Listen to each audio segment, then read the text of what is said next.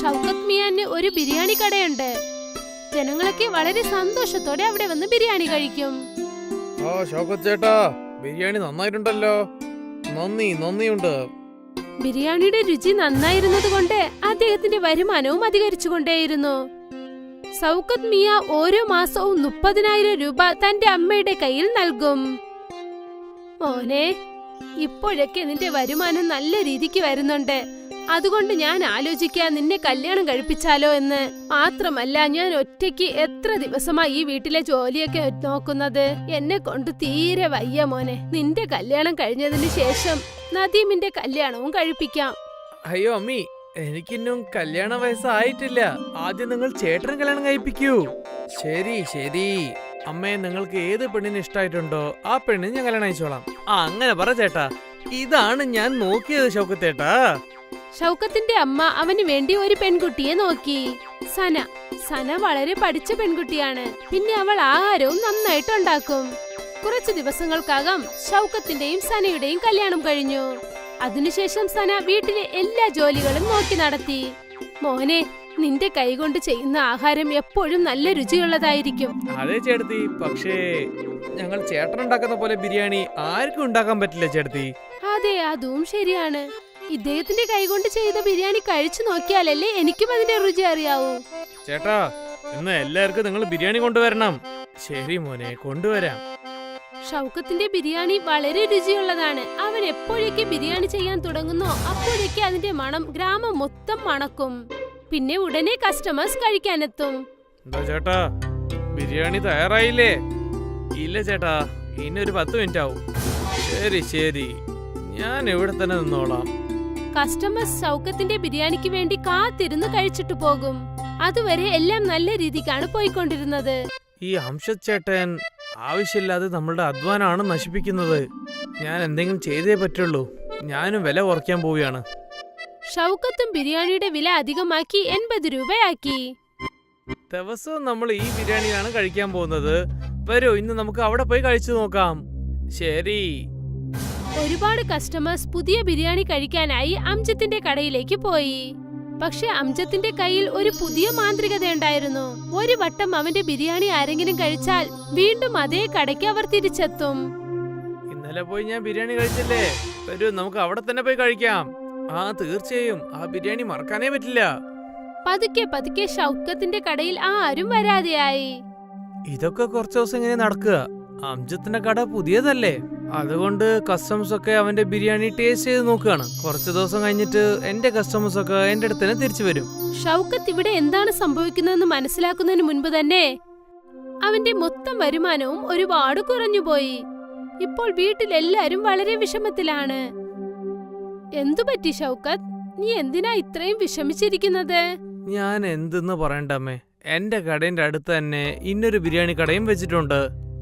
പയ്യെ എന്റെ കസ്റ്റമേഴ്സ് ഒക്കെ അങ്ങോട്ടാണ് പോകുന്നത്. ഇങ്ങനെ തന്നെ പോയിക്കൊണ്ടിരുന്ന പിന്നെ ഒരു ദിവസം ഞാൻ എന്റെ കട മൂടിയിട്ട് തന്നെ വീട്ടിലേക്ക് പോണം. തീർച്ചയായും അങ്ങനെയൊന്നും നടക്കില്ല മോനെ. ദൈവമുണ്ട്. ഇടയ്ക്കിടയ്ക്ക് കുറച്ചു ദിവസം ഇങ്ങനെ കഷ്ടപ്പാടുണ്ടാകും. ഞാൻ അങ്ങനെ തന്നെയാണ് വിശ്വസിച്ചോണ്ടിരിക്കുന്നത് അമ്മേ. ഷൗക്കത്തിന്റെ വിഷമം കണ്ട് വീട്ടിലെ എല്ലാ ആൾക്കാരും ഒരുപാട് വിഷമത്തിലായിരുന്നു. അന്ന് രാത്രി സന ഷൗക്കത്തിനോട് എന്താ കാര്യമെന്ന് ചോദിച്ചു. ഒരുപക്ഷെ വില അധികമായതുകൊണ്ട് കസ്റ്റമേഴ്സ് വേറെ കടയിലേക്ക് പോയെങ്കിൽ നമ്മൾ എന്തുകൊണ്ട് വില കുറച്ചു കൊടുത്തുകൂടാ? പറയൂ. നമുക്ക് എങ്ങനെ വില കുറയ്ക്കാൻ പറ്റും സന? ഒരു പ്ലേറ്റ് ബിരിയാണിന്റെ വില തന്നെ ചെലവ് 50 റുപ്യാവും സന. അത് നമ്മൾ 80 റുപ്യക്കാണ് വിൽക്കുന്നത്. വെറും 30 റുപ്യാണ് നമുക്ക് ലാഭം കിട്ടുന്നത്. പിന്നെ ഇതും നമ്മൾ കുറച്ചാൽ പിന്നെ വീട്ടു ചെലവൊക്കെ എങ്ങനെ നമ്മൾ നോക്കാൻ പറ്റും? എങ്കിൽ നമ്മൾ വില കുറഞ്ഞ സാധനങ്ങൾ വാങ്ങി ബിരിയാണി ചെയ്താൽ എങ്ങനെയിരിക്കും? എങ്കിൽ കുറഞ്ഞ വിലയ്ക്ക് കൊടുക്കാമല്ലോ. ബിരിയാണിക്ക് നമ്മൾ ഉപയോഗിക്കുന്ന അരിയാണ് വളരെ വില കൂടിയത്. അതുമാത്രല്ലാതെ ബാസ്മതി അരി എങ്ങനെ വില കുറഞ്ഞത് കിട്ടുക? പിന്നെ ബാസ്മതി അരി ഞാൻ സാധാരണ അരിയായിട്ട് മാറ്റാൻ പറ്റില്ലല്ലോ.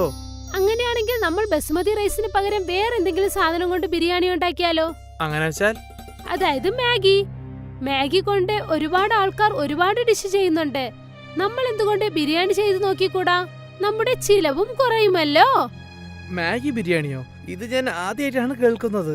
ഇപ്പോഴൊക്കെ വ്യത്യസ്തമായ സാധനങ്ങൾക്കാണ് നല്ല ഡിമാൻഡ്. ഒരു വട്ടം നമുക്ക് ശ്രമിച്ചു നോക്കാമെന്നേ. ശരി, ഒന്നും അത്ര വലുതായിട്ട് പോകുന്നില്ല. നമുക്ക് അതും ശ്രമിച്ചു നോക്കാലോ. അടുത്ത ദിവസം ഷൗക്കത്ത് എന്നത്തെയും പോലെ ബിരിയാണി ചെയ്യാൻ തുടങ്ങി. പക്ഷേ ഇന്നത്തെ ദിവസം ബസ്മതി റൈസിനു പകരം മാഗി ഇട്ട് ചെയ്തു. മാഗി ബിരിയാണി പെട്ടെന്ന് റെഡിയായി. അതിന്റെ ചിലവും കുറവായിരുന്നു. അതുകൊണ്ട് ഷൗക്കത്ത് വിലയും 50 രൂപയാക്കി മാറ്റി. പുറത്ത് വലിയൊരു ബോർഡും വെച്ചു, മാഗി ബിരിയാണി 50 രൂപ. അതെ, മാഗി ബിരിയാണി പറയുന്നില്ല. അതെന്താണ്? മാഗി എന്താ അറിയാ, ബിരിയാണി എന്താണ് അറിയാ, പക്ഷേ ഈ മാഗി ബിരിയാണി എന്താന്ന് അറിയില്ലല്ലോ. ശരി, വാ നമുക്ക് അത് കഴിച്ചു നോക്കാം. ആഹാ, മാഗി ബിരിയാണി എന്നുള്ള ആ പേര് കണ്ടതും ഒരുപാട് കസ്റ്റമേഴ്സ് അവിടേക്ക് കഴിക്കാൻ വന്നു. വളരെ സൂപ്പർ ആയിട്ടുണ്ട്. ഇതുപോലുള്ള മാഗി ബിരിയാണി ഞാൻ കഴിച്ചിട്ടേ ഇല്ല. അതെന്താണെന്ന് വെച്ചാൽ ഇത് വെറും മാഗി അല്ല, ഇത് മാഗി ബിരിയാണിയാണ്. ഓ എന്റെ ചേട്ടാ, ഇതുപോലുള്ള മാഗി ബിരിയാണി ഞാൻ കഴിച്ചിട്ടേ ഇല്ല. നന്ദി. കസ്റ്റമേഴ്സിന് ഷൗക്കത്തിന്റെ ആ ബിരിയാണി ഒരുപാട് ഇഷ്ടമായി. അന്ന് ഷൗക്കത്തിന്റെ ബിരിയാണി കടയുടെ വെളിയിൽ ഒരുപാട് ആൾക്കാരുണ്ടായിരുന്നു. മാഗി ബിരിയാണി ഉള്ളത് ചേട്ടാ, അരീന ബിരിയാണിക്കാട് നന്നായിട്ടുണ്ട്. ഇന്ന് മുതൽ നമുക്ക് മാഗി ബിരിയാണി കഴിക്കാം. ഷൗക്കത്ത് സന്തോഷത്തോടെ വീട്ടിലേക്ക് പോയി. എന്നിട്ട് ഈ സന്തോഷ വാർത്ത തന്റെ ഭാര്യയെ അറിയിച്ചു. ഇത് കേട്ട അവളും സന്തോഷപ്പെട്ടു. ഈ മാസം ഷൗക്കത്തിന്റെ വരുമാനം നല്ല രീതിയിലുണ്ടായിരുന്നു. ആ മാസ അവസാനം ഷൗക്കത്ത് തന്റെ അമ്മയുടെ കയ്യിൽ 40,000 രൂപ കാശ് നൽകി. ഇത്രയുമോ? അതെ അമ്മേ, സനയുടെ മാഗി ബിരിയാണിന്റെ ഐഡിയ നന്നായിട്ട് വർക്കൗട്ട് ആയിട്ടുണ്ട്. ഡബിൾ വരുമാനമാണ് വരുന്നത്. വീണ്ടും ഒരു വട്ടം അവരെല്ലാരും സന്തോഷത്തോടെ ആയിരുന്നു. അവരുടെ കഷ്ടവും മാറി, കാരണം അവരുടെ വരുമാനം അധികരിച്ചു. മാഗി ബിരിയാണി ഫേമസ് ആയി.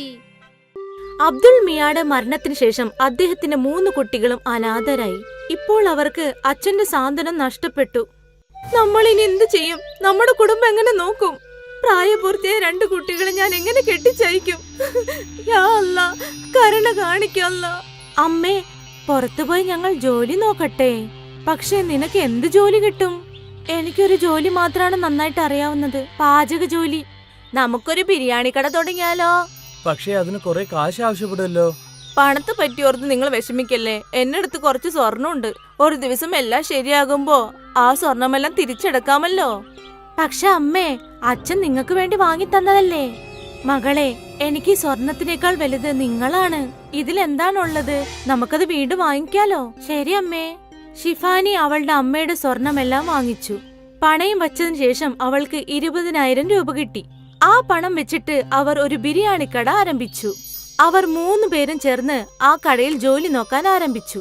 വരൂ, ചൂടുള്ള ബിരിയാണി ഉണ്ട്. ഒരു പ്രാവശ്യം കഴിച്ചാൽ നിങ്ങൾ വീണ്ടും വരും. വരൂ, ചൂടുള്ള ബിരിയാണി വരൂ. നിറയെ പേര് അവിടെ ബിരിയാണി കഴിക്കാൻ വന്നു. ആ കടയിലെ ബിരിയാണി എല്ലാവർക്കും ഇഷ്ടപ്പെട്ടു. ഓ, ബിരിയാണി നന്നായിട്ടുണ്ട്. ഇത്രയും രുചിയുള്ള ബിരിയാണി എന്റെ ജീവിതത്തിൽ കഴിച്ചിട്ടേ ഇല്ല. അതെ, ബിരിയാണി നന്നായിട്ടുണ്ട്. വളരെ നന്ദിയുണ്ട് ചേട്ടാ. ഇതെന്റെ അമ്മയുടെ റെസിപ്പിയാണ്. എന്റെ അമ്മയുടെ സ്പെഷ്യൽ ബിരിയാണി. വളരെ നന്നായിട്ടുണ്ട്. അങ്ങനെ പതിയെ ബിരിയാണി കടയിൽ കച്ചവടം വർദ്ധിച്ചു. ബിരിയാണി കടയിൽ ആളുകളുടെ തിരക്ക് കൂടി. എനിക്ക് 2 ബിരിയാണി പാഴ്സൽ വേണം. ആ ശരി ചേച്ചി. എനിക്കും 2 വേണം. ഇപ്പൊ നദീന് ഉറക്കെ ആരെയും വിളിച്ചു കൂട്ടേണ്ട ആവശ്യമില്ല. കടയിൽ ഓരോ ദിവസവും തിരക്ക് വർദ്ധിച്ചു വന്നു. അവർ 3 പേരും ചേർന്ന് ഓർഡർ എടുക്കാൻ തുടങ്ങി. ഇതാ നിങ്ങൾ ഓർഡർ ചെയ്ത ഭക്ഷണം. ഇത് നിങ്ങളുടെ. 1 മാസത്തിന് ശേഷം ഷിഫ സമ്പാദിച്ച പണം എണ്ണിക്കൊണ്ടിരുന്നു. ഇന്നാ അമ്മേ, ഈ മാസത്തിൽ കിട്ടിയ ലാഭം 20,000 രൂപ. എന്ത്? അതെ അമ്മേ, സത്യമാണ്. 20,000 രൂപ. ഇത്രയും അധികം പണമോ? നമ്മൾ ചെയ്യുന്ന ബിരിയാണി നാട്ടുകാർക്ക് വളരെ ഇഷ്ടപ്പെട്ടിട്ടുണ്ട്. എപ്പോഴും കടയില് കസ്റ്റമറിന്റെ കൂട്ടാണ് ഉള്ളത്. യാ അല്ലാ, അങ്ങേക്ക് എന്റെ കോടാനുകോടി പ്രണാമം. നീ എന്റെ മക്കളെ അവരുടെ ജോലിയിൽ വിജയിപ്പിച്ചതിന് ഒത്തിരി നന്ദി. അമ്മേ, അടുത്ത മാസം അമ്മയുടെ സ്വർണമെല്ലാം തിരിച്ചെടുക്കാം കേട്ടോ, ഇൻഷാ അല്ലാ. ആ ദിവസം ഷിഫയുടെ കുടുംബത്തിൽ എല്ലാവരും സന്തോഷമായിരുന്നു. അവരുടെ പിതാവ് മരിച്ചതിന് ശേഷം ഇന്നാണ് ആ കുടുംബത്തിൽ സന്തോഷവും ആനന്ദവും വിളയാടിയത്. അവര് 3 പേരും ഒരുപാട് കഷ്ടപ്പെട്ട് അധ്വാനിച്ചു. രാത്രിയെന്നോ പകലെന്നോ വ്യത്യാസമില്ലാതെ അവര് 3 പേരും ജോലി ചെയ്തു. ഇതെല്ലാം നമ്മുടെ 3 പേരുടെയും ഐക്യത്തിൽ നടന്നതാണ്. സത്യമാണ് ചേച്ചി. പിന്നെ നമ്മൾ എപ്പോഴും ഇതുപോലെ ഒന്നായിട്ടുണ്ടാവണം. അതെ, എപ്പോഴും. കുറച്ചു മാസത്തിനു ശേഷം 3 പേരും വണ്ടിക്കട വിട്ട് ഹോട്ടൽ ആരംഭിച്ചു. നദീൻ കൗണ്ടറിലിരിക്കാനും ഷിഫായും സനായും ബിരിയാണി ഉണ്ടാക്കാനും തുടങ്ങി. നദീം മോനെ, അതേ ടേസ്റ്റ് തന്നെ വണ്ടിക്കടയിൽ വെച്ചതുപോലെ ഉണ്ട്. തീർച്ചയായിട്ടും ഇതല്ലേ ഞങ്ങളുടെ അമ്മയുടെ റെസിപ്പി. ചേട്ടാ, ഈ ടേസ്റ്റ് തീർച്ചയായിട്ടും മാറുകയില്ല. ജനങ്ങൾ എപ്പോഴും അവരുടെ ബിരിയാണിയുടെ രുചിയെ പറ്റി പുകഴ്ത്തിക്കൊണ്ടേയിരുന്നു. അങ്ങനെ പതിയെ പതിയെ ഇവർക്ക് പാർട്ടി ഓർഡേഴ്സും കിട്ടാൻ തുടങ്ങി. മോനെ, എന്റെ വീട്ടിലൊരു പാർട്ടി ഉണ്ട്, അതുകൊണ്ട് 100 പേർക്കുള്ള ബിരിയാണി വേണം. തീർച്ചയായിട്ടും ചേട്ടാ, നാളെ തന്നെ കിട്ടും. പക്ഷേ അതേ രുചി ഉണ്ടാവണം, അതായത് ഇവിടെ കിട്ടുന്ന പോലെ തന്നെ. തീർച്ചയായിട്ടും ചേട്ടാ, നിങ്ങൾ വിചാരിക്കുന്ന പോലെ തന്നെ. നിങ്ങൾ ഒന്നും വിഷമിക്കേണ്ട, ചേട്ടൻ ഓർഡർ കൊടുത്തിട്ട് പോ. 3 പേരും ഒരുപാട് സന്തോഷപ്പെട്ടു. അവരുടെ ബിസിനസ് ഓരോ ദിവസവും വളർന്നുകൊണ്ടിരുന്നു. പിന്നീട് ഒരു ദിവസം, എന്തു പറ്റി? ഈ ഓർഡർ എന്താ ഇവിടെ? കാദി സാർ വീട്ടിൽ നിൽക്കുകയായിരുന്നു, പക്ഷേ അതെന്തോ നിന്നുപോയി, അതുകൊണ്ട് റിട്ടേൺ ചെയ്തതാണ്. എന്ത് ചെയ്യാനാ, എനിക്ക് ഒരു ഐഡിയ ഇല്ല. യാ അല്ലാ, അവര് ഭയങ്കര പാവമാണ്. നീ ഒരു കാര്യം ചെയ്, ഇതെല്ലാവർക്കും കൊടുക്ക്. നമ്മുടെ ഗാദി അയ്യാക്ക് അതിന്റെ പുണ്യം കിട്ടും. ശരി മാ. തന്റെ ചേച്ചി പറഞ്ഞത് പ്രകാരം നദീൻ പാവപ്പെട്ട ജനങ്ങൾക്കെല്ലാം തന്റെ ബിരിയാണി കൊണ്ടുപോയി കൊടുത്തു. അവൻ അതിന് താല്പര്യം ഉണ്ടായിരുന്നില്ല. അവൻ ഹോട്ടലിലേക്ക് തിരിച്ചു ചെന്നപ്പോൾ സന അവിടെ ഉണ്ടായിരുന്നു. ആപ്പ എവിടെ? അവള് വീട്ടിലേക്ക് പോയി. എനിക്കൊരു കാര്യം മനസ്സിലായില്ല. ആപ്പ എന്തിനാ ഇത്രയും ബിരിയാണി പുറത്തുള്ള ജനങ്ങൾക്ക് കൊടുക്കാൻ പറഞ്ഞത്? അതും വെറുതെ. നീ എന്താ പറയുന്നേ? സനാ, ഇന്ന് കാദി സാർ വീട്ടിൽ നിൽക്കുകയുണ്ടായിരുന്നു. അദ്ദേഹം 100 പേർക്കുള്ള ഓർഡർ ആയിരുന്നു തന്നത്. പക്ഷെ എന്തോ കാരണം കൊണ്ട് അവര് നിക്കാൻ നിന്നുപോയി. ഇപ്പൊ ബിരിയാണി അതേപോലെ നിന്നു. ഞാൻ ആ ബിരിയാണി വിൽക്കാന്ന് വിചാരിച്ചു, പക്ഷെ ആപ്പ അത് വന്നിട്ട് ഫ്രീ ആയിട്ട് കൊടുക്കാൻ പറഞ്ഞു ആൾക്കാർക്ക്. ഇതൊരു ശരിയായ തീരുമാനമല്ലല്ലോ. ആ ബിരിയാണി കൊണ്ട് നമുക്ക് കാശുണ്ടാക്കായിരുന്നു ആപ്പ. അതെ, ശരിയാണ്. നമ്മുടെ ചേച്ചിക്ക് ഭയങ്കര നിർമ്മല മനസ്സാണ്. അതുകൊണ്ട് ഇങ്ങനെ ചിന്തിച്ചിരിക്കാം. നമുക്ക് ഒരുപാട് കാശ് കിട്ടിയല്ലോ, ഇനി നമുക്ക് പാവങ്ങളെ സഹായിച്ചുകൂടെന്ന് ചിന്തിച്ചിട്ടുണ്ടാവുമല്ലേ. ലാഭവും നഷ്ടമൊന്നും നോക്കിയിട്ടുണ്ടാവില്ല ചേച്ചി. ഇരിക്കാം, പക്ഷേ. അപ്പോൾ ഷിഫ അവിടേക്ക് വന്നു. ഷിഫയെ കണ്ടതും സനയും നദീനും അവരുടെ സംസാരം നിർത്തി. ബിരിയാണി പാവങ്ങൾക്ക് കൊടുത്തില്ല നീ? എല്ലാം കൊടുത്തു. ഗാദി അയാൾക്ക് അതിന്റെ പുണ്യം കിട്ടട്ടെ അല്ലേ. അവർക്ക് എല്ലാവരുടെയും അനുഗ്രഹം നല്ലതല്ലേ. തീർച്ചയായും. സനയ്ക്കും നദീനും ചേച്ചിയുടെ ഈ തീരുമാനം തികച്ചും ഇഷ്ടപ്പെട്ടില്ല. അങ്ങനെ അവരുടെ ബിസിനസ് തുടർന്നുകൊണ്ടേയിരുന്നു. അവർക്ക് വലിയ ഓർഡർ എല്ലാം കിട്ടാൻ തുടങ്ങി. അവരുടെ ഹോട്ടലും നല്ല രീതിയിൽ നടന്നുകൊണ്ടിരുന്നു. കുറച്ചു മാസങ്ങൾക്ക് ശേഷം വീണ്ടും ഒരു ഓർഡർ കൂടി ക്യാൻസലായി. Nadine, അൻസാരിയുടെ order ക്യാൻസലായി. നീ ബിരിയാണി കൊണ്ടുപോയി പാവങ്ങൾക്ക് കൊടുക്ക്. ശരിയാപ്പാ. നദീൻ ശരിയെന്ന് പറഞ്ഞു. പക്ഷെ അവന് മനസ്സുണ്ടായിരുന്നില്ല. ഷിഫ വീട്ടിലേക്ക് പോയതിനു ശേഷം സനയും നദീനും ഇപ്രകാരം പറഞ്ഞു. നമുക്ക് ഈ ബിരിയാണി വിറ്റൂടെ? ഇപ്പൊ രാത്രി 10 മണിയായല്ലോ. കസ്റ്റമർ എപ്പോ വേണമെങ്കിലും വരാം. ഒരു കാര്യം ചെയ്യാം, ഇത് നമുക്ക് അകത്ത് വെക്കാം. രാവിലെ ആദ്യം ഇത് വിൽക്കാം. ഇതാണ് ശരി. അവര് രണ്ടുപേരും ചേർന്ന് ആ ബിരിയാണി എടുത്തു വെച്ചു. പിറ്റേ ദിവസം രാവിലെ കസ്റ്റമേഴ്സിന് ആ ബിരിയാണിയാണ് കൊടുത്തത്. രണ്ടുപേരും ഭയങ്കരമായിട്ട് സന്തോഷിച്ചു, ലാഭം 2 മടങ്ങിൽ കിട്ടുന്നതിന്. പക്ഷെ ഷിഫാക്ക് ഈ വിവരമൊന്നും അറിയില്ലായിരുന്നു. പിന്നീട് അങ്ങോട്ട് ഏതെങ്കിലും ഓർഡർ ക്യാൻസൽ ആയാൽ പിറ്റേ ദിവസം നദീനും സനയും ആ ബിരിയാണിയാണ് കസ്റ്റമേഴ്സിന് ആദ്യം കൊടുത്തുകൊണ്ടിരുന്നത്. ഇതുപോലെ തന്നെ പല മാസങ്ങൾ കടന്നുപോയി. ഒരു ദിവസം ഈ പഴയ ബിരിയാണി ഒരു റെഗുലർ കസ്റ്റമർ കഴിക്കാൻ ആരംഭിച്ചു. നദീം, എന്തോ ഒരു തെറ്റുണ്ടല്ലോ. ബിരിയാണിയിൽ ആ രുചിയില്ലല്ലോ. അത് എങ്ങനെ ചേട്ടാ നടക്കും? ഞങ്ങൾ എപ്പോഴും പോലെയാണല്ലോ ഇപ്പോഴും ഉണ്ടാക്കുന്നത്. ശരി മോനെ. അങ്ങനെ ക്രമേണ കസ്റ്റമേഴ്സിനെല്ലാം ബിരിയാണി ടേസ്റ്റ് മാറുന്നത് മനസ്സിലായി. ആ രുചി കസ്റ്റമേഴ്സിന് തീരെ ഇഷ്ടപ്പെട്ടില്ല. അങ്ങനെ പതിയെ ഹോട്ടലിന്റെ വ്യാപാരം കുറഞ്ഞു. അപ്പോഴാണ് ഷിഫ ആലോചിച്ചത്, പെട്ടെന്ന് എന്താണ് സംഭവിച്ചത്? എന്താണ് കസ്റ്റമേഴ്സ് ആരും വരാത്തത്? ഇങ്ങനെ പോയാൽ കച്ചവടം നഷ്ടത്തിലാവില്ലേ? നദീന് അവന്റെ തെറ്റുകൾ മനസ്സിലായി. അവൻ ചേച്ചിയെ നോക്കി കരയാൻ ആരംഭിച്ചു. എല്ലാം ഞങ്ങളുടെ തെറ്റാണ്. പഴയ ബിരിയാണി എടുത്താണ് ഞങ്ങൾ കസ്റ്റമറിനൊക്കെ കൊടുത്തത്. എന്ത്? നദീൻ അവന്റെ ചേച്ചിയോട് അവൻ ചെയ്ത തെറ്റുകളെല്ലാം തുറന്നു പറഞ്ഞു. നീ എന്തിനങ്ങനെ ചെയ്തത്? അത്യാഗ്രഹം ചിന്തിച്ച് നീ ബിസിനസ് നഷ്ടത്തിലാക്കിയില്ലേ? നമ്മൾ ഇനി എങ്ങനെ കസ്റ്റമേഴ്സിനെ തിരികെ കൊണ്ടുവരും? ഞങ്ങളോട് ക്ഷമിക്കണേ ചേച്ചി. ഞങ്ങൾക്ക് അറിയില്ല ഇതുപോലൊക്കെ സംഭവിക്കുന്നു. നിന്റെ അത്യാഗ്രഹമാണ് എല്ലാത്തിനും കാരണം. 3 പേരും ആലോചിക്കാൻ തുടങ്ങി ഇനി എന്ത് ചെയ്യുമെന്ന്. അങ്ങനെ പിറ്റേ ദിവസം ഷിഫ ഒരു വഴി കണ്ടെത്തി. ഷിഫ ഒരു ബോർഡ് എഴുതി വെച്ചു. ഞങ്ങളോട് എല്ലാവരും ക്ഷമിക്കണേ. ഞങ്ങൾ ചെയ്ത തെറ്റുകൊണ്ട് നിങ്ങൾ എല്ലാവരും പഴയ ബിരിയാണി കഴിക്കേണ്ടി വന്നു. ഞങ്ങൾക്കതിൽ കുറ്റബോധമുണ്ട്. അതുകൊണ്ട് ഒരാഴ്ചത്തേക്ക് എല്ലാവർക്കും ബിരിയാണി സൗജന്യമായി നൽകുന്നതാണ്. ഇങ്ങനൊരു ബോർഡ് ഷിഫ ഹോട്ടലിന്റെ പുറത്ത് വെച്ചു. കസ്റ്റമേഴ്സ് എല്ലാരും ആ ബോർഡ് കണ്ടു.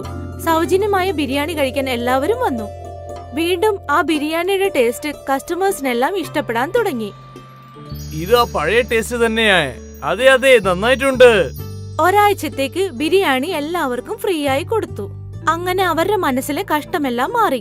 കസ്റ്റമേഴ്സ് എല്ലാം തിരിച്ചു ഹോട്ടലിലേക്ക് വന്നു. സനയ്ക്കും നദീനും എല്ലാം മനസ്സിലായി അത്യാഗ്രഹം ആപത്താണെന്ന്.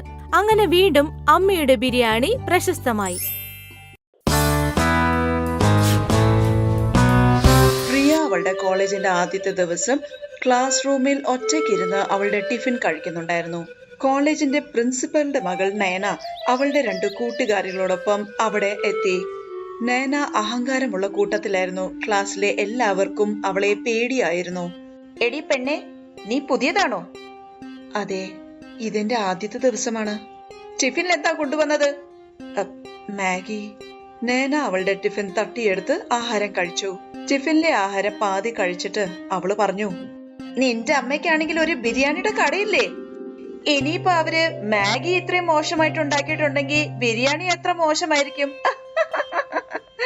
അവളുടെ അമ്മയെ കുറിച്ച് റിയ ഇതെല്ലാം കേട്ടപ്പം അവൾക്ക് ഒട്ടും ഇഷ്ടമായില്ല.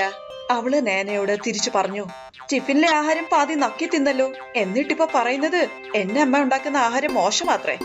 വേറൊരാളുടെ അമ്മയെ കുറിച്ച് ഇങ്ങനെയൊക്കെ പറയുന്നത് നല്ല കാര്യമൊന്നുമല്ല. ഇന്ന് കോളേജിൽ പുതിയതായിട്ട് വന്ന പെൺകുട്ടി നയനയോട് മറുത്ത് സംസാരിച്ചു. നയനയ്ക്ക് അത് സഹിക്കാൻ പറ്റിയില്ല. രണ്ടുപേരും തമ്മില് ഒരുപാട് വഴക്കുണ്ടായി. നയന റിയയെ നന്നായിട്ട് പിടിച്ചു തള്ളി. അത് കാരണം റിയയുടെ ശരീരത്ത് പാടുകളുണ്ടായി.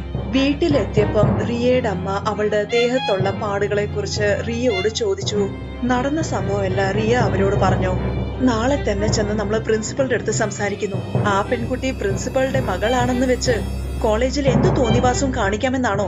അടുത്ത ദിവസം രാവിലെ റിയയും അവളുടെ അമ്മയും പ്രിൻസിപ്പലിനെ കാണാൻ പോയി. അയാളുടെ മകൾ നയനയാണ് ഇതൊക്കെ ചെയ്തെന്ന് പറഞ്ഞിട്ടും ഇതൊന്നും വിശ്വസിക്കാൻ പ്രിൻസിപ്പൽ തയ്യാറല്ല. അയാള് മറിച്ച് റിയയാണ് കുറ്റപ്പെടുത്തിയത്. റിയ വിഷമിച്ച് അവളുടെ ക്ലാസ്സിലേക്ക് പോയി. അവളുടെ അമ്മ അവരുടെ കടയിലേക്കും. ആ പെൺകുട്ടി ഇന്ന് നിന്നെ പിന്നെ ഉപദ്രവിച്ചോ? അതെ അമ്മേ, ടിഫിൻ കഴിക്കാൻ ഇരുന്നപ്പം എല്ലാവരുടെ മുമ്പിൽ വെച്ച് നിങ്ങളുടെ ആഹാരത്തെ കുറിച്ച് അവള് കുറ്റം പറഞ്ഞു. ഇത് കേട്ട് എല്ലാവരും എന്നെ നോക്കി ചിരിച്ചു. നീ വിഷമിക്കണ്ട, നാളെ നിന്റെ ക്ലാസ്സിന് വേണ്ടി നല്ല ഒന്നാന്തരം ബിരിയാണി ഉണ്ടാക്കി ഞാൻ കൊടുത്തയക്കാം. റിയയും അവളുടെ അമ്മയും പരസ്പരം നോക്കി പുഞ്ചിരിച്ചു. അവരുടെ ഈ പുഞ്ചിരിയില് ഒരു രഹസ്യം ഒളിഞ്ഞിരിപ്പുണ്ട്, ഒരു അത്ഭുതമുള്ള രഹസ്യം. അടുത്ത ദിവസം റിയ കോളേജിൽ എത്തിയപ്പോ തന്നെ എല്ലാവർക്കും അവളുടെ ബാഗിൽ നിന്ന് ബിരിയാണിയുടെ മണം വന്നു. ഇത്രയ്ക്ക് രുചിയുള്ള മണം അവളുടെ ബാഗിൽ നിന്നാണോ വരുന്നേന്ന് എല്ലാവരും അവളോട് ചോദിച്ചു. അതെ അതെ, ഇന്ന് എല്ലാവർക്കും കഴിക്കാനുള്ള ബിരിയാണിയുണ്ട്. ക്ലാസ്സിലെ എല്ലാവർക്കും വേണ്ടി അമ്മ ബിരിയാണി കൊടുത്തയച്ചു. ലഞ്ച് ബ്രേക്കിൽ എല്ലാവരും റിയയുടെ മുൻപിൽ ലൈനിൽ വന്നു നിന്നു. ക്ലാസ് മുഴുവനും റിയയുടെ അമ്മ ഉണ്ടാക്കിയ ബിരിയാണി നന്നായിട്ട് രുചിച്ചു കഴിച്ചു. ഇപ്പൊ കാണാം തമാശ. ബിരിയാണി എല്ലാവരും കഴിച്ചു. ഇനി ബിരിയാണിയുടെ അത്ഭുതം കാണാനുള്ള സമയമായി. ലഞ്ച് ബ്രേക്കിന് ശേഷം സ്റ്റുഡൻസ് എല്ലാവരും ക്ലാസ്സിൽ ഇരിക്കുന്നുണ്ടായിരുന്നു. പെട്ടെന്ന് നയന ബെഞ്ചിന്റെ മുകളിൽ കയറി കൊരങ്ങിനെ പോലെ ആടുന്നു. പ്രിയെ ഒരുപാട് കളിയാക്കിയ നയനയും അവളുടെ കൂട്ടുകാരികളും ബെഞ്ചിന്റെ പുറത്ത് കയറിയിരുന്ന് കൊരങ്ങിനെ പോലെ ഡാൻസ് ആടി. നിങ്ങൾ മൂന്നും എന്താ ചെയ്യുന്നേ? വേഗം താഴെ ഇറങ്ങ്. Get out from my class. ഇപ്പൊ തന്നെ പുറത്തു പോകൂ. നേനയും അവളുടെ കൂട്ടുകാരികളും കാണിച്ച കോപ്രായം കണ്ട് എല്ലാവരും ചിരിച്ചു. നേനയെ വീട്ടിലേക്ക് പറഞ്ഞു വിട്ടു. അടുത്ത ദിവസം നേനയ്ക്ക് നാണം കാരണം ആരുടെയും മുഖത്ത് നോക്കാൻ പോലും കഴിഞ്ഞില്ല. അവൾക്ക് റിയയോട് ഒരുപാട് ദേഷ്യമുണ്ടായിരുന്നു. അവളെ ഈ അവസ്ഥയിൽ കൊണ്ടെത്തിച്ചതിന് അവൾക്ക് പകരം വീട്ടണം. ഈ റിയെ ഞാനുണ്ടല്ലോ, അവളുടെ കഥ ഇന്ന് കഴിക്കണം. അവളെ ഈ ക്ലാസ്സിൽ നിന്ന് പുറത്താക്കിയില്ലെങ്കിലേ എന്റെ പേര് നേനെന്നല്ല. കുറച്ചു ദിവസങ്ങൾ കഴിഞ്ഞ് നേന റിയയെ കോൾ ചെയ്തു. ഹലോ റിയ, നീ നാളെ കോളേജ് വരുന്നില്ലേ? അതെ, ഞാൻ വരുന്നുണ്ടല്ലോ. എന്തേ? അത് പിന്നെ ആക്ച്വലി എനിക്ക് നിന്റെ അമ്മ ഉണ്ടാക്കിയ ബിരിയാണി കഴിക്കണം എന്ന് ആഗ്രഹമുണ്ട്. അന്ന് കഴിച്ചപ്പോൾ നല്ല രുചിയുണ്ടായിരുന്നു. ഇനി നിനക്ക് വേണമെന്നുണ്ടെങ്കിൽ അതിനുവേണ്ടി ഞാൻ നിനക്ക് പണം തരാം. കുറച്ചധികം കൊണ്ടുവന്നോളൂ. എനിക്കത് എന്റെ അച്ഛനും കൊടുക്കണമെന്നുണ്ട്. അതിനെന്താ, തീർച്ചയായിട്ടും. നാളെ ഞാൻ ടിഫിനിൽ നിനക്കും സാറിനു വേണ്ടിയുള്ള ബിരിയാണി കൊണ്ടുവരാം. ഇതിലെന്തോ പ്രശ്നമുണ്ടെന്ന് റിയയ്ക്കും അവളുടെ അമ്മയ്ക്കും തോന്നി. അതുകൊണ്ട് റിയയുടെ അമ്മ ഒരിക്കൽ കൂടി അത്ഭുതം ഉപയോഗിച്ച് ബിരിയാണി ഉണ്ടാക്കി അവളുടെ കയ്യില് കോളേജിലേക്ക് പറഞ്ഞു വിട്ടു. നീ എത്തിയല്ലോ, ഇത്രയും നേരം കാത്തിരിക്കാൻ പോലും പറ്റിയില്ല എനിക്ക്. വാ, ഇപ്പൊ തന്നെ ചെന്ന് അച്ഛൻ അത് കൊടുക്കാം. പക്ഷേ പ്രിൻസിപ്പൽ സർ ഈ സമയത്ത് മീറ്റിംഗിലായിരിക്കുമല്ലോ. ഇത്രയും രുചിയുള്ള ബിരിയാണി കഴിച്ച അദ്ദേഹത്തിന്റെ മീറ്റിംഗ് തന്നെ ക്യാൻസൽ ചെയ്യും. നീ നിന്റെ കൈ കൊണ്ട് ബിരിയാണി വിളമ്പിയാ മതി. നിന്റെ ബിരിയാണിയിലുള്ള അത്ഭുതത്തെ കുറിച്ച് അദ്ദേഹം ഇവിടെ ഒന്ന് അറിയട്ടെ. ചെല്ല്, അദ്ദേഹത്തിനെ പുറത്തേക്ക് വിളിച്ചോണ്ട് വാ. അദ്ദേഹത്തിനെ വിളിക്കാൻ വേണ്ടി റിയ പ്രിൻസിപ്പളുടെ ക്യാബിനിലേക്ക് പോയി. റിയ അകത്തേക്ക് പോകുന്ന കണ്ടപ്പോ നേന പെട്ടെന്ന് പ്രിൻസിപ്പളിനൊരു ബിരിയാണിക്കകത്ത് കുറച്ച് മയക്കുമരുന്ന് ചേർത്തു. പിന്നെ പ്രിൻസിപ്പൽ നേനയും കൂടി അകത്തേക്ക് വിളിപ്പിച്ചു. നൈന, എന്താ പറ്റിയത് മോളെ? നിനക്കറിഞ്ഞൂടെ ഞാനൊരു പ്രധാനപ്പെട്ട മീറ്റിംഗിലാണെന്ന്? അത് പിന്നെ അതെ അച്ഛാ, പക്ഷേ നിങ്ങള് ഒരു പ്രാവശ്യമെങ്കിലും ഈ ബിരിയാണി ഒന്ന് കഴിച്ചു നോക്ക്. കാര്യം എന്താണ് നിങ്ങൾക്കെല്ലാം മനസ്സിലാവും. നല്ല ഒന്നാന്തരം ബിരിയാണി അച്ഛാ, ഞാനും ഇത് കഴിച്ചിട്ടുണ്ട്. നിങ്ങളും റിയയുടെ അമ്മ ഉണ്ടാക്കിയ ബിരിയാണി ഒന്ന് രുചിച്ചു നോക്കണം എന്നാണ് എന്റെ ആഗ്രഹം. പ്രിൻസിപ്പൽ ബിരിയാണി ഒന്ന് രുചിച്ചു നോക്കി. അദ്ദേഹത്തിന് അത് വളരെ ഇഷ്ടമായി. നന്നായിട്ട് രുചിച്ചിട്ടാണ് പ്രിൻസിപ്പൽ ബിരിയാണി കഴിച്ചത്. എന്തെങ്കിലും ഒരു പ്രശ്നം ഉണ്ടാകുമെന്ന് പ്രതീക്ഷിച്ച് നേന കാത്തിരുന്നു. പക്ഷെ അവളുടെ അച്ഛനാണെങ്കിൽ രുചിച്ച് ആ ബിരിയാണി മുഴുവനും കഴിച്ചു. കൊള്ളാം മോളെ, നല്ല ഒന്നാന്തരം ബിരിയാണി, നല്ല രുചിയുണ്ട് ഇതിന്. റിയ മോളെ, തീർച്ചയായും നിന്റെ അമ്മയോട് എന്റെ നന്ദി അറിയിക്കണം കേട്ടോ. പക്ഷേ അച്ഛ, നിങ്ങൾക്ക് എന്താ ഒന്നും തോന്നുന്നില്ലേ? ഞാൻ ഈ ബിരിയാണിക്ക് അടിമയായിരിക്കുക, അത് മാത്രമേ പറയാൻ പറ്റൂ. കാരണം ഇതുപോലൊരു ബിരിയാണി ഇതിനു മുൻപ് ഞാൻ കഴിച്ചിട്ടേ ഇല്ല. ഇന്നാ മോളെ, നീ കഴിക്കുക. വാ മോളെ, വാ. നേന വേണ്ടെന്ന് പറഞ്ഞിട്ടും പ്രിൻസിപ്പൽ സർ കുറച്ച് ബിരിയാണി അവൾക്ക് കഴിക്കാൻ വായിൽ വെച്ചു കൊടുത്തു. നേനയുടെ വയറ്റിൽ എന്തോ പ്രശ്നമുണ്ടെന്ന് അവൾക്ക് തോന്നി. ഒരു കൊരങ്ങിനെ പോലെ അവള് ദേഹം മുഴുവനും ചൊറിയാൻ തുടങ്ങി. എന്റെ ദൈവമേ, ഇതെല്ലാം എനിക്ക് എന്തിനാ തോന്നുന്നത്?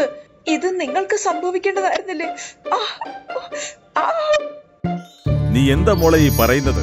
നേന ഓടി ടോയ്ലറ്റിനകത്തേക്ക് പോയി. എന്നിട്ട് തിരിച്ചു വന്നിട്ട് കൊരങ്ങിനെ പോലെ ചൊറിഞ്ഞോണ്ട് അച്ഛന്റെ മുമ്പില് എന്തൊക്കെയോ വിളിച്ചു പറഞ്ഞു.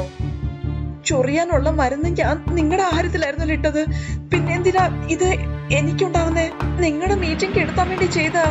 പക്ഷെ ഇവിടെ ആണെങ്കിൽ എനിക്ക് ഇവിടെ എന്റെ വയറ് ചീത്തയായല്ലോ. നേന ടോയ്ലറ്റിന്റെ അകത്തും പുറത്തുമായിട്ട് ഓടി നടന്ന് സത്യമെല്ലാം തുറന്നു പറഞ്ഞു. നിങ്ങൾ കോളേജിന്റെ പ്രിൻസിപ്പൽ ആയതുകൊണ്ട് ഞാൻ ആ കാര്യം മുതലാക്കിയതാ. നിങ്ങൾക്കറിയത്തില്ല നിങ്ങളുടെ മകള് എത്ര മോശക്കാരിയാണെന്ന്. നേന അത്ഭുത ശക്തികളുള്ള ബിരിയാണി കാരണം സത്യമെല്ലാം തുറന്നു പറഞ്ഞു. ബിരിയാണി തൊട്ട് അവള് കാണിച്ച സാമർഥ്യം വരെ. ഇത് കേട്ടപ്പോൾ പ്രിൻസിപ്പലിന് ശരിക്കും ദേഷ്യം വന്നു. എന്നിട്ട് നേനെ ഒരുപാട് വഴക്ക് പറഞ്ഞു. പ്രിൻസിപ്പൽ റിയയോട് മാപ്പ് ചോദിച്ചു. എന്നിട്ട് അവളോട് ക്ലാസ്സിലേക്ക് പോകാൻ പറഞ്ഞു. റിയ പുഞ്ചിരിച്ചുകൊണ്ട് അവളുടെ ക്ലാസ്സിലേക്ക് പോയി. പക്ഷെ പ്രിൻസിപ്പൽ അദ്ദേഹത്തിന്റെ മകളുടെ ക്ലാസ് അന്നത്തെ ദിവസം മുഴുവനും എടുത്തു.